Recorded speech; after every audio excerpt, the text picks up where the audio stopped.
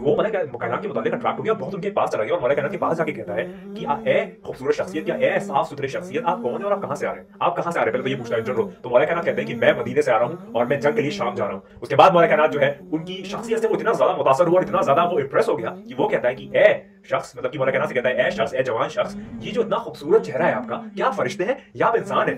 क्या आप फरिश्ते हैं या आप इंसान हैं? तो मौला कायनात फरमाते हैं, मेरे मौला फरमाते हैं, मेरे आका फरमाते हैं, मेरे जद अमजद फरमाते हैं कि मैं इंसान हूं और मैं रहबर हूं, मैं रहनुमा हूं जिनों के लिए, और जितने भी मलाइका है उनके सरदारों के लिए भी मैं रहबर हूं और मैं उनका सरदार हूं। यानी कि सारे जितने भी जिन है उनका मैं सरदार हूं, लीडर हूं, और जितने भी मलाइका है उनका भी मैं लीडर हूं। उसके बाद वो जो शख्स है वो फरमाता है कि क्या बाइबल, यानी कि बाइबल की जो किताब है उसमें आपका नाम ताबताब है?